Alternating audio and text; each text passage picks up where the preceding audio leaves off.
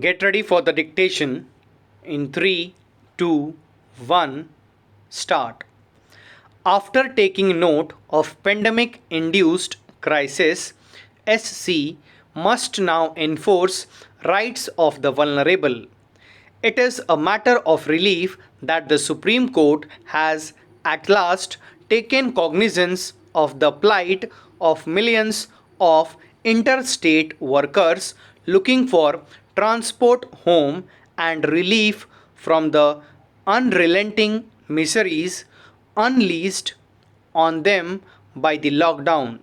A three-judge bench has initiated suo motu proceedings based on media reports and representations from senior advocates, observing that there have been inadequacies and lapses on the part of the center and states in dealing with the crisis faced by workers.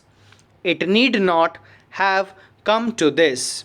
This could have taken place 7 or 8 weeks earlier when petitions were filed before the top court on behalf of those left in the lurch across India after the center announced a lockdown with just 4 hours notice.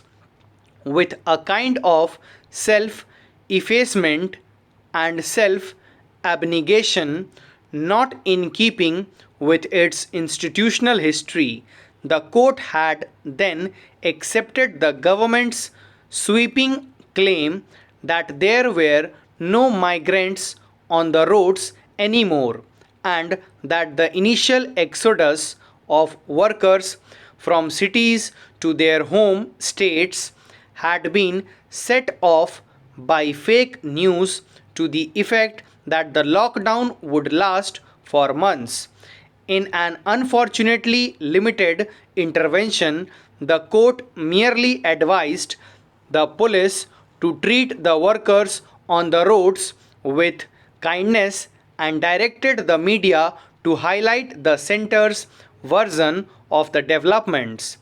The court's reluctance to intervene may have stemmed from a belief in letting the executive handle the fallout of an unprecedented global crisis, but in the process, it abandoned its primary responsibility of protecting fundamental rights, especially of those most vulnerable. Such was the resultant dismay that retired judges called it out for apparent abdication of its duty. A former High Court judge even said the ghost of ADM Jabalpur was lingering in an unflattering reference to an emergency era judgment, now mercifully overruled, that held that personal liberty was not absolute during a state of emergency, whether it was shammed into taking cognizance of the issue or it felt that the situation is ripe for intervention. One should now expect the court to take a more critical look at the government's lapses and emulate the stellar role that high courts are playing in holding administrations accountable. The top court must now find out if the center, which imposed a stringent lockdown to buy time for preparing the health infrastructure, had discharged its responsibilities. It may even lay down guidelines for planning, coordination, and establishment of a mechanism to address the economic and humanitarian consequences of such actions in future.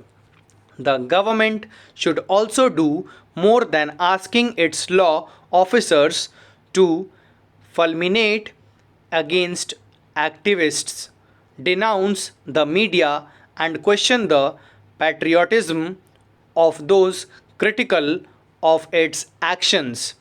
A national tragedy requires a more statesman-like response. Stop. Thank you.